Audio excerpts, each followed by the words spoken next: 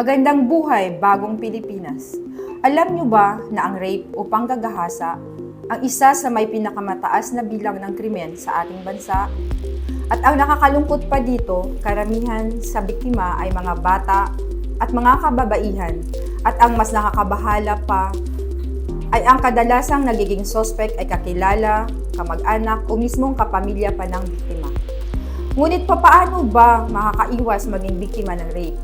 Narito at ating alamin sa ating kaalamang pamamarisan. Ang rape o panggagahasa ay uri ng sexual ng pang-aabuso sa isang biktima, lalaki man o babae.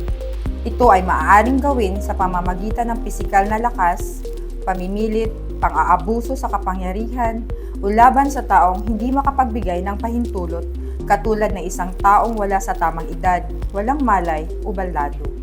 Ang mga taong ginahasa ay maaring magkaroon ng malubhang trauma at magdusa mula sa post-traumatic stress disorder bilang karagdagan sa psikolohikal na pinsala. Sa kasalukuyan, maaari tayong umiral sa batas laban sa panggagahasa sa Pilipinas. Ito ang Republic Act No. 8353 o ang Anti-Rape Law of 1997 as amended by RA 11648 na kung saan ang magkakasala nito ay maaaring maparusahan ng habang buhay na pagkakulong kung mapapatunayan.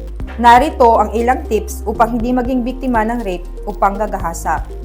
Huwag basta makipagkita sa ka-text o ka-chat lalo na at hindi mo man ito gaanong kakilala.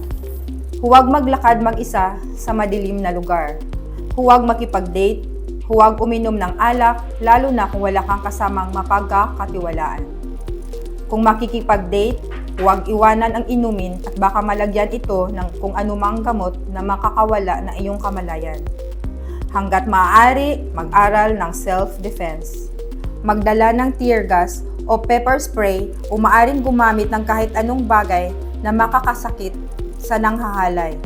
If napagpagtangkaan ka ng halayin, huwag mataranta. Mag-isip ng paraan para makatakas sa nanghahalay.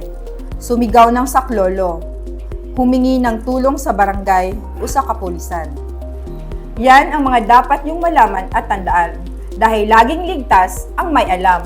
Ako po ang inyong EPD Kaalaman Correspondent, Police Lieutenant Crispina A. Alingas, sa Bagong Pilipinas. Ang gusto ng pulis, ligtas ka.